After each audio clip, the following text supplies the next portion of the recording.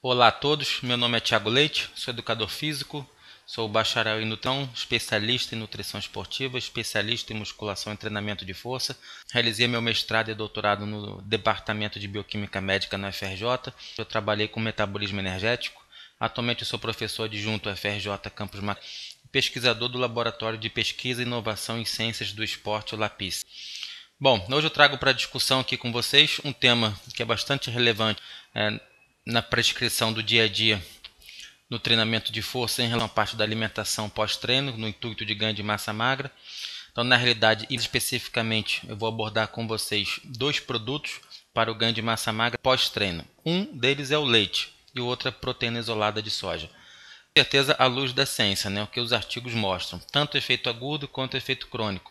Não vou entrar na discussão que hoje está bem falado, comentar, por exemplo, se vai dar intolerância à lactose em pessoas que gerem leite, tem intolerância à lactose por conta da falta ou alguma mutação da enzima lactase, que acaba degradando o leite, a lactose do leite, que é o carboidrato do leite. Também não vou entrar no mérito se as proteínas contidas no leite gerar alergia a médio e longo prazo, como a beta-lactoglobulina ou alguma outra proteína do leite.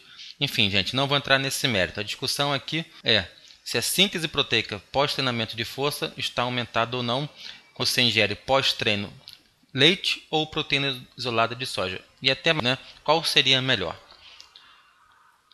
Então vamos lá, vamos iniciar.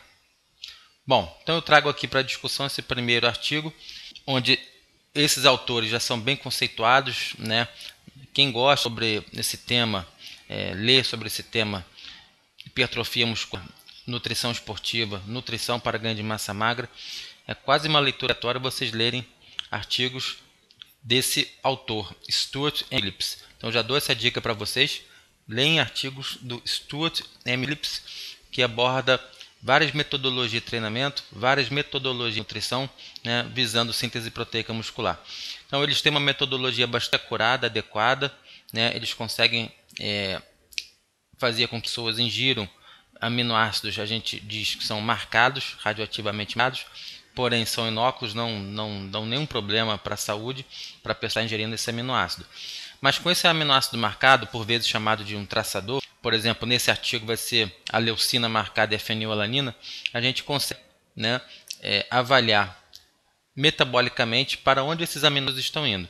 Como eles vão fazer um treinamento de força e após o treinamento vai ingerir esses suplementos, e posteriormente vai ser realizada uma biópsia muscular da que treinou, eles têm como saber, com um pouco mais de certeza, o grau de síntese proteica na perna específica, que foi trabalhada, perna específica que foi citada a fazer síntese proteica após o treinamento de força. Justamente porque eles conseguem identificar que aquele aminoácido marcado foi incorporado nessas proteínas musculares. Então vamos ver como que foi feito esse artigo aqui, publicado em 2007. Bom, então o que os autores fizeram, gente? Como foi esse trabalho? Primeiro, o trabalho foi um estudo crossover unicego. O que é isso? Então eram 8 pessoas, homens jovens com alguma experiência em treinamento de força. Vamos dizer assim, que não realizaram o exercício físico e ingeriram, por exemplo, o leite. Fizeram exercício físico e ingeriram leite. E aí, 30, 60, 90, 120 minutos, 3 horas após, 180 minutos pós-treino e pós-suplementação, vai ser realizado biópsia. Na verdade, a biópsia, como a gente pode observar, foi realizada pré-treino, pós-treino imediato, 1 hora, 2 horas e 3 horas após o treino, para avaliar justamente o grau de síntese proteica daquela perna que foi solicitada durante o treinamento de força. Aí passa-se uma semana após esse treinamento, está aqui, visita separa uma semana, depois de uma semana os sujeitos voltam e fazem o mesmo momento, tudo igual, só que agora, em vez de tomar o leite, por exemplo, acaba tomando a soja. Eles próprios nem sabem se estão tomando leite ou se estão tomando soja. Não tem nem como identificar, nem pelo gosto. Os autores conseguem botar uma mistura, o gosto fica muito similar. Por isso que é dito, o estudo aqui, gente, é unicego. Unicego. Os pesquisadores sabem o que estão administrando naquele fluido, porém quem está fazendo exercício físico não sabe naquele momento se está ingerindo leite ou se está ingerindo soja. O fato é que as próprias pessoas que são sujeitas ao experimento são submetidas ao longo das 2 semanas, são submetidas ao mesmo treinamento físico, porém com a suplementação diferenciada. Isso é interessante porque a gente consegue avaliar com um pouco mais de clareza o efeito daquele produto no metabolismo daquela mesma pessoa. Então a gente não está comparando a pessoa A com a pessoa B, né? Dá para comparar a mesma pessoa com o mesmo metabolismo, né? Como que se deu naquele indivíduo a síntese proteica 3 horas após o treinamento com a suplementação, seja ou seja do leite. Vale ressaltar também, né, que tanto aqui o suplemento de soja quanto o suplemento do leite, eles continham a mesma quantidade de energia, a mesma quantidade de macronutrientes, a mesma quantidade de nitrogênio. Correto? Então, assim, foi bem interessante realmente esse modelo tudo.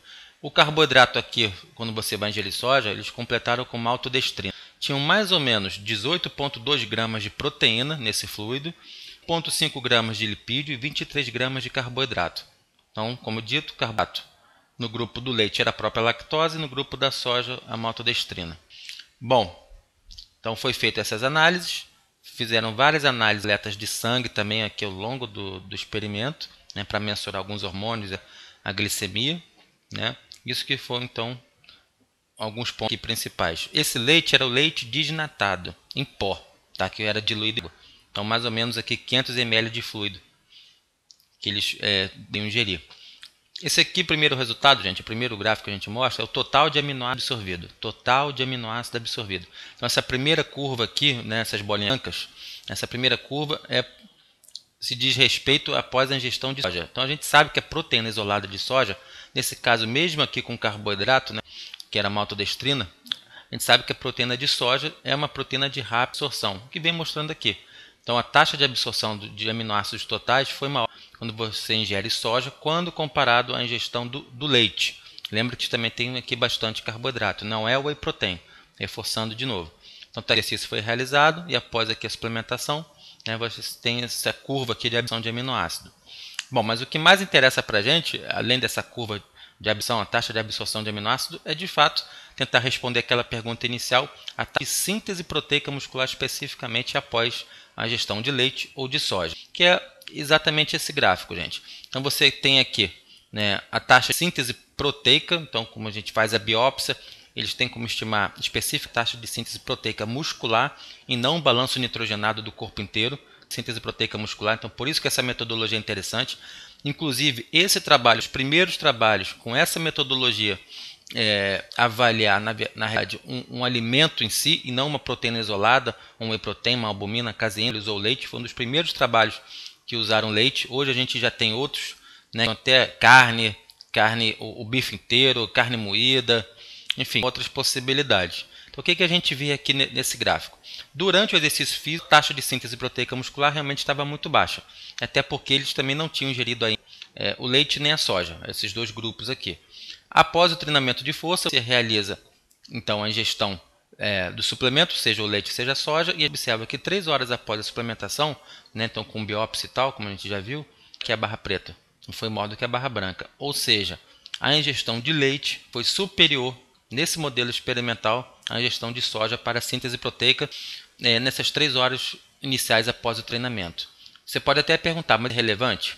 Tem outro trabalho de um grupo muito forte também, que avalia treinamento, força, suplementação esportiva e síntese de proteína muscular, que é o grupo do Tipton. Então, esse grupo do Tipton já mostrou que a taxa de síntese proteica nessa janela aqui de 3 horas representa, né, após o treinamento, né, representa a taxa de síntese proteica esperada para 24 horas. Isso é interessante, se você assumir que 24 horas depois você vai fazer um outro treinamento de força, e assumindo também que essas 3 horas representam qualitativamente a taxa de síntese proteica ao longo das 24 horas, bom, então realmente, aparentemente, o leite é superior ao longo das 24 horas para a síntese proteica muscular especificamente após um treinamento quando comparado à soja.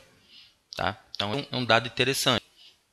Bom, esse resultado da maior taxa de síntese proteica oriunda do leite não pôde ser explicada, por exemplo, por conta de uma resposta glicêmica ou até insulinêmica superior, vamos dizer assim.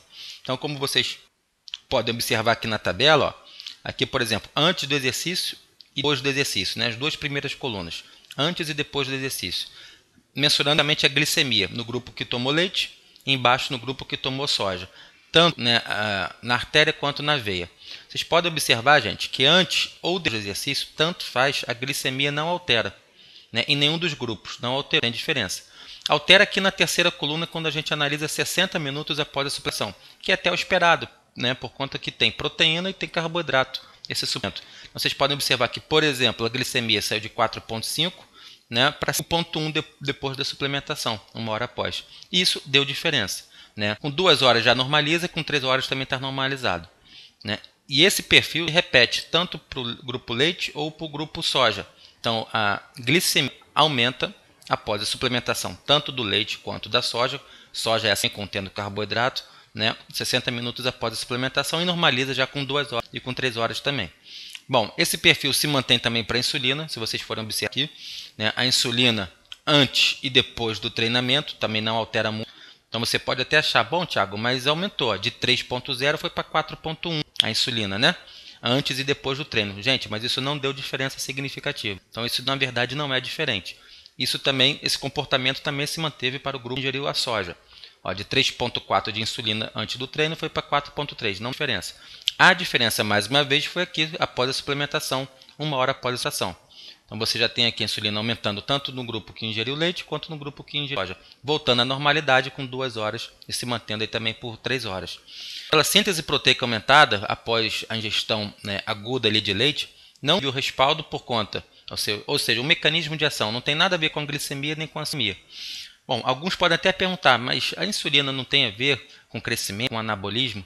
Olha, no livro-texto realmente você vai encontrar essa informação. Mas o que a gente tem hoje mais atual na literatura, com os artigos científicos, que ainda não chegaram no livro-texto, é que a insulina sim é importante, inclusive para a síntese proteica, mas é uma ação assim mais permissiva, não é um efeito agudo, né? Se você for para o extremo, diabetes mellitus tipo 1, né, um paciente que tem DM1, ou seja, que ele produz insulina, e esse cidadão também não é tratado com insulina, ele pode o que ele quiser, ele pode malhar o que ele quiser, que ele não vai crescer, que ele não vai fazer síntese muscular em quantidade, justamente porque ele não tem insulina. No meu entender, a insulina ainda é importante, mas como um hormônio permissivo, não aquele efeito agudo, direto ali naquele momento. Aí não. Isso aqui está até justificando isso também, é um artigo que vem mostrando isso. Apesar da insulina subir, né, não dá diferença entre o grupo leite e o grupo soja, mas o grupo leite é superior na síntese proteica pós-treino. Bom, esse aumento na síntese proteica pós-treino com o grupo leite também não pode ser justificado, né, pelo aumento da concentração intracelular de aminoácidos essenciais. É o que essa tabela vem mostrando. Porque a gente sabe, gente, que na verdade governa a síntese proteica muscular, que é multifatorial, mas alguns dos fatores importantes é justamente os aminoácidos essenciais. Aqueles que a gente não consegue produzir, tem que ser oriundos da dieta. Então aqui tem alguns: interleucina, leucina, metionina, fenilalanina, treonina e valina, e aqui o somatório de aminoácidos essenciais. Na primeira linha é sempre o leite, na segunda linha é sempre a soja. Antes do exercício e depois do exercício, que não deu diferença, e aqui já é a concentração de aminoácidos essenciais dentro do músculo. Tá? Com 60 minutos após a suplementação já aumenta, como vocês podem observar, aumenta para a maioria, não todos, mas para a maioria dos aminoácidos essenciais, já está incrementado dentro da célula. Então, se você acabou o treinamento, ingeriu um produto, no caso soja ou até leite, saiba que dentro de 1 hora, a concentração dentro do músculo treinado, concentração essa de aminoácidos essenciais que governam a síntese proteica, já está aumentada, proporcionando então essa síntese proteica maximizada. Com 2 horas, a concentração de aminoácidos essenciais já deu uma diminuída, e com 3 horas também se manteve. Mas mais uma vez, gente, independente se você ingeriu leite ou se você ingeriu soja, concentração de aminoácidos essenciais dentro dela não se alterou, foi essencialmente a mesma. Então também não pôde justificar o motivo pelo qual a ingestão de leite, né, foi superior à ingestão de soja no tocante de síntese proteica muscular 3 horas após o treinamento de força. Os autores também não sabem o mecanismo, né, pelo qual isso aconteceu, mas o fato, o resultado mais antes é que aconteceu. O mecanismo de ação ainda não está muito bem descrito. A gente pode falar algumas coisas aqui, mas não pode ser nem pelos níveis de insulina e nem pela concentração de aminoácidos essenciais, inclusive a leucina, que está muito na moda, que a gente sabe que ativa aquela proteína mTOR e depois, consequentemente, toda a maioria para a síntese proteica muscular, mas também foi igual no grupo soja e no grupo leite. Então os autores também não sabem exatamente o mecanismo pelo qual o leite foi superior.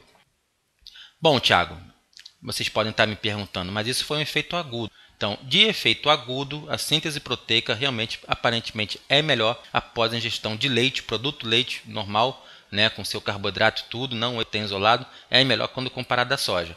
O whey protein isolado também é melhor do que a soja em outros trabalhos. Bom, e o efeito crônico? Será que já tem alguma coisa assim publicada? Digo para vocês que sim. Então, esse mesmo grupo, os mesmos autores, na mesma revista, no mesmo ano, publicaram na sequência um artigo muito semelhante, só que agora tentando avaliar o efeito crônico. Então, foi logo na edição seguinte, inclusive, dessa revista. Então, vocês podem observar aqui o que eles fizeram. O efeito crônico eram 12 semanas de treinamento contra a resistência. 12 semanas. Então, vocês podem observar aqui no modelo, né? Aí eles avaliaram tanto o ganho de força, né, percentualmente falando, né, aqui a medida do RM, testes de uma repetição máxima para avaliar se eles ganharam força, né, sempre nutricionista para poder adequar a dieta. Foi realizado biópsia antes desse treinamento e logo após a 12ª semana do treinamento de força. E também foi feito avaliar a composição corporal através de um método indireto, o DEXA, né, antes do treinamento e 12 semanas e logo após a 12ª semana do treinamento de força. Na 7ª semana foi retirada uma alíquota de sangue, né, está aqui representada, para eles poderem avaliar alguns parâmetros sanguíneos, pláticos. Né. Suplementação, gente. A suplementação foi realizada em cada treinamento de força. Treinamento de força esse que era realizado em todos os grupamentos musculares. Que, diferente do outro modelo, do primeiro artigo, onde as pessoas iam na primeira semana, depois voltavam para fazer o mesmo experimento na semana seguinte, marcando a suplementação, aqui não. Aqui eram 56 homens jovens que foram divididos em 3 grupos. Então, 56 pessoas com alguma experiência em treinamento de força, divididos em 3 grupos, mas numa única ação. Eles não trocavam os grupos entre si. Bom, o grupo 1 era o soja, que ingeria uma boa quantidade de soja. O grupo 2 era o leite. Né? Então, mais uma vez, quantidade de proteína, quantidade de carboidrato, quantidade de macronutriente, quantidade de energia, tudo igual entre o grupo soja e o grupo leite. Ainda tinha um terceiro grupo, considerado o grupo controle, que era um grupo que tinha a mesma quantidade de energia, mas oriunda basicamente de carboidrato, maltodextrina. Então não tinha a mesma quantidade de nitrogênio nem de proteína, mas energia sim. Né? E como que era feito então o protocolo de suplementação? Você utilizava aqui, ó, logo após o treinamento, tá vendo? Logo após o treinamento você ingeria esse suplemento e 1 hora após o treinamento ingeria também um suplemento. Então era realizado essa ingestão de suplementos a cada sessão de treino, né? E eram realizados 5 treinos por semana ao longo de 12 semanas. Bom, o que a gente pode observar aqui como primeiro resultado nessa tabela, né, vocês podem observar o grupo controle, o grupo soja e o grupo leite. Bom, o grupo controle, gente, primeiro aqui, o ganho de peso. Antes do treino, tinha 80,5 de média, o peso corporal em quilo. Depois do treino, foi para 82,4 quilos. Isso deu uma variação de 2,3%.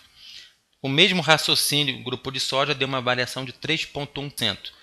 E no grupo leite, 3,9%, que foi o maior. Foi até o seu, que ganhou mais peso. Peso esse, se a gente for analisar aqui, ó, na segunda linha, que é a gordura corporal. Então, o controle, antes do treinamento, 14,6 kg, passou para 14,1 kg, que deu uma variação de 0,4% negativo. Então, o treinamento foi até efetivo na relação até à composição corporal. Com o mesmo raciocínio, o grupo soja deu uma variação menor na perda de gordura comparado ao controle, né, 1,5%, e o grupo leite, mais uma vez, 5,5% foi o mais relevante, vamos dizer, que deu um maior impacto na perda da gordura. Na terceira linha é a massa isenta de gordura, né? A massa magra. Então, antes do treinamento no grupo controle, 63 kg de massa magra, isenta de gordura, pulou para 105,4 kg, deu uma variação positiva de 3,7%. Mesmo raciocínio, grupo soja, 4,4%, e o grupo leite, 0,2%, que mais uma vez foi o superior. Então, o grupo leite foi o que maior ganhou a quantidade de peso, peso esse majoritariamente a partir de massa magra, e que perdeu também maior quantidade de gordura corporal. Então, comparando com o primeiro experimento, aquele primeiro estudo, que foi efeito agudo, aparentemente o efeito crônico também se manteve, o leite sendo superior à soja.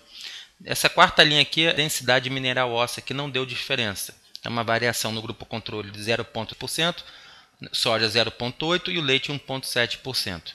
Né? Então, o grupo leite aparentemente realmente sendo melhor. Gente, é claro que a gente sabe sempre que tem as limitações, né? Por mais que a gente tente controlar a dieta ao longo do dia, atividade física também ao longo do dia, durante 12 semanas, dessas pessoas que não estão no ambiente de laboratório, tá na sua rotina diária, a gente sabe que é complicado. Porém, né, essa validade interna do estudo, que acaba sendo um pouco menor, não consegue controlar todos os fatores, né, aumenta a validade externa, né, que é no dia a dia assim mesmo. A gente varia um pouco o que a gente come, a atividade física rotineira que a gente faz, né, e aparentemente, corroborando até com os achados anteriores, né, a ingestão de leite vem sendo superior à ingestão de soja, pelo menos para a síntese proteica muscular. Né? Aqui é do ganho de força. Né? Então, eles analisaram o ganho de força em 3 movimentos, em 3 exercícios para membros inferiores. Como vocês podem observar, o treinamento realmente foi efetivo. Então, você ganha força aí na faixa de 87% para o leg press, né? 46% quando você faz ali a cadeira extensora, e para panturrilha, né, gastrocnêmio, solhar 51%. Isso no grupo controle. No grupo soja também deu uma variação importante, né? Vocês podem observar aqui. No grupo leite também deu uma variação importante, mostrando que o treinamento de força foi efetivo. O treinamento de força realmente induziu o ganho de força que a gente esperava, né?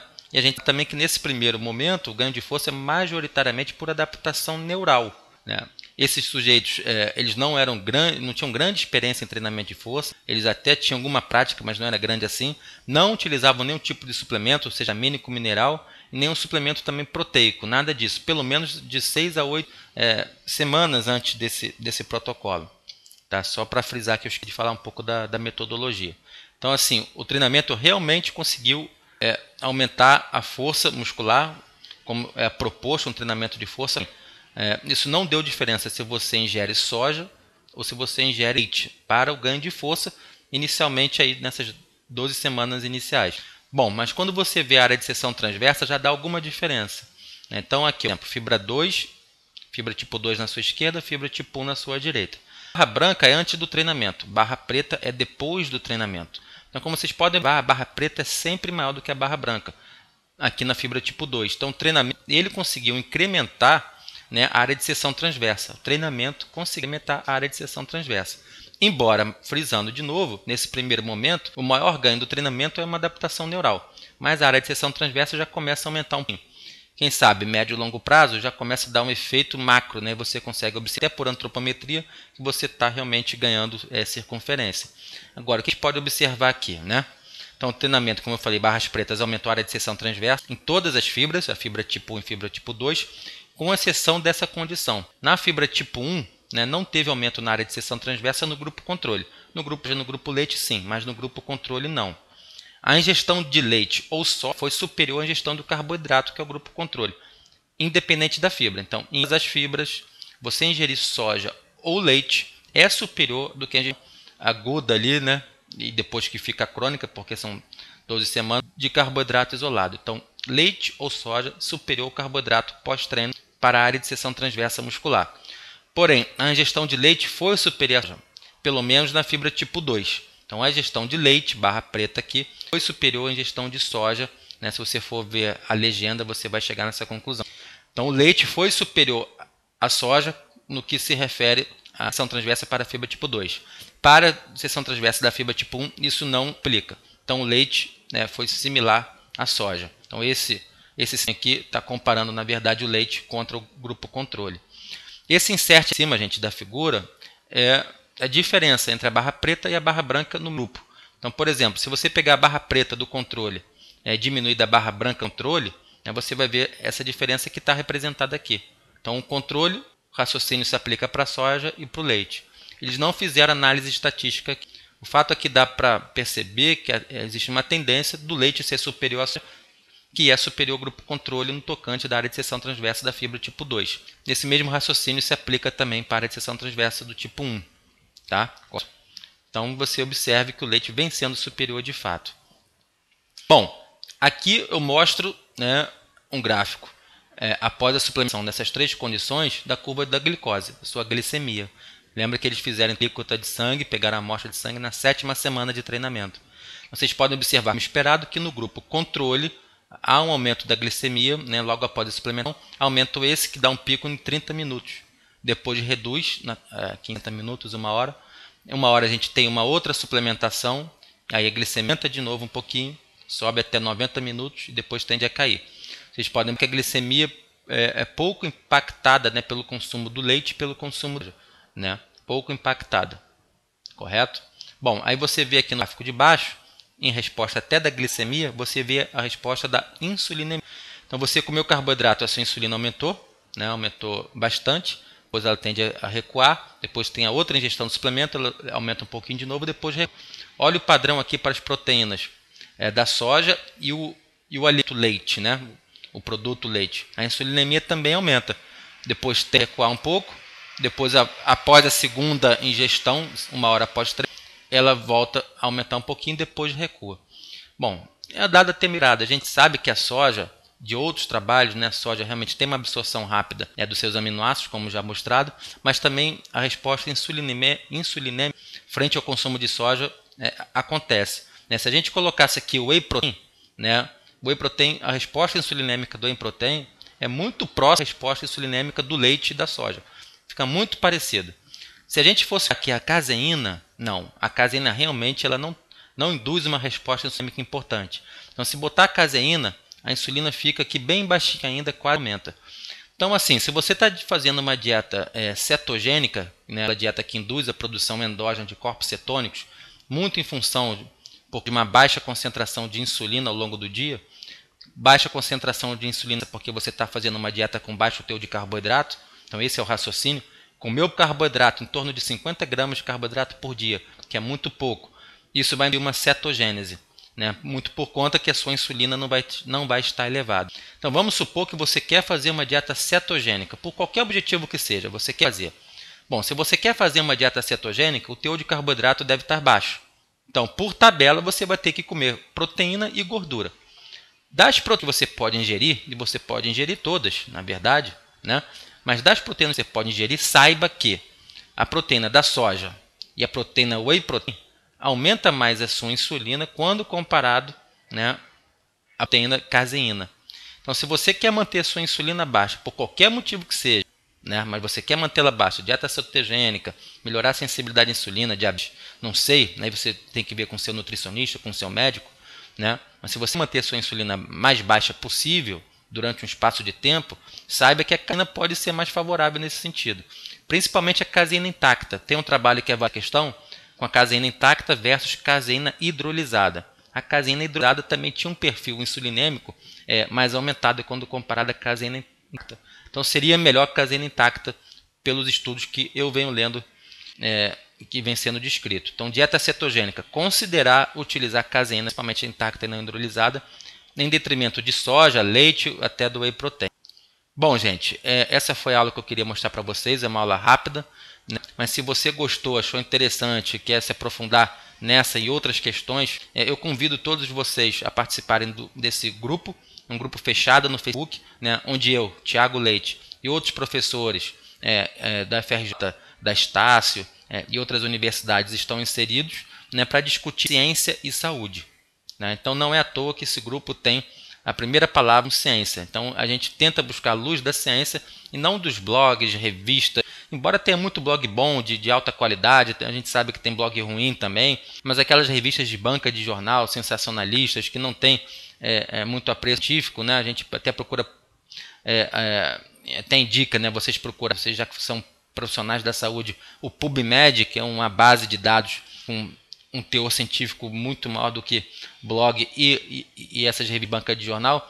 Então a gente tenta discutir e desmistificar vários mitos, colocar ponto de vista, né? Porque discutir ciência é discutir ponto de vista, ainda mais numa ciência que não é exata, que é a nutrição, que é a educação física, que é a medicina, aqui não tem nada exato. Então, assim, é colocar ponto de vista. Então a gente convida, né, vocês a participando desse Facebook, no grupo fechado Ciência e Saúde, para discutir ciência e saúde que mais gosta, né? Colocar ponto de vista, porque a gente não tem uma única verdade. A ciência anda com discussão, a ciência anda com pergunta, a ciência não anda com resposta. Então essa é a grande ideia. Convido todos vocês. Fortaleça a sua profissão, né? Não entre no oba-oba, que está aí, que tudo serve, tudo funciona, todos os suplementos são lindos e maravilhosos. Enfim, a gente tenta discutir um pouco de ciência aqui. Então você pare, pense repense no que está fazendo, analise quantas vezes for necessário, critique essa aula que eu apresentei para você, critique outras aulas, mas critique de forma construtiva. Né? Sempre falo isso, como no Verdade Única, a gente pode discutir, criticar, mas criticar de uma forma construtiva. Tire as próprias conclusões, tire as suas próprias opiniões e as defenda, mas defenda com argumento. Como eu estou tentando fazer aqui, né? Defendendo a gestão do leite versus soja com argumento, com cientificidade. Então, aparentemente, o leite é superior, de fato, à soja, no tocante de síntese proteica muscular pós-treino. Estou defendendo com argumento, com artigos que foram bem conduzidos. E pratique, gente. Pratique a sua profissão da melhor forma possível. Esse é meu e-mail pessoal, tclleite@gmail.com. Também fico a display para vocês. Então, muito obrigado e até a próxima.